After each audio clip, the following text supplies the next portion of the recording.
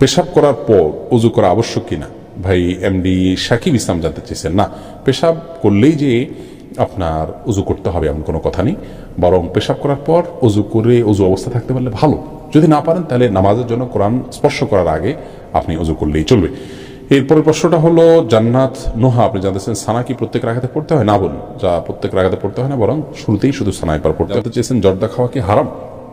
দেখুন, জর্দা এমন খাবার যে খাবারে আসলে কোনো উপকারিতা নেই। পান, সুপারি, জর্দায় সবগুলোর কথা এক কথা বলতে পারি।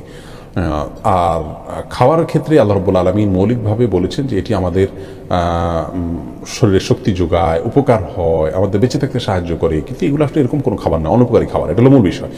দ্বিতীয়ত হলো জর্দা তামাক খাওয়া হয়।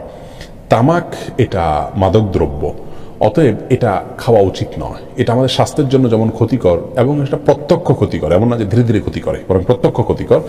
আর সেই সাথে এটা তামাক ও বটে, যার কারণে এটা খাওয়া জায়েজ নয় আমরা মনে করি।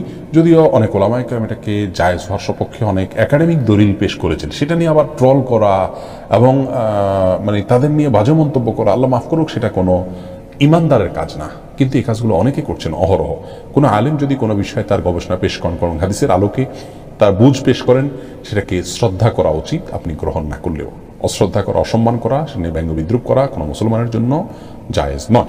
তানিয়া তাহমিন জানতে চেয়েছেন মৃত মানুষের নামে কোরবানি করা যাবে কিনা? মৃত মানুষের নামে জীবিতদের সাথে যুক্ত করে কোরবানি করা যাবে বলে অনেক ওলামা একরাম বলেছেন, অনেকে বলেছেন পৃথকভাবে করা যাবে। নবী করিম সাল্লাল্লাহু আলাইহি ওয়াসাল্লাম মৃত মানুষের জন্য কোরবানি করেছেন, ইব্রাহিম আলাইহিস সালামের পক্ষ থেকে কোরবানি করেছেন, অতএব এটি জায়েজ রয়েছে।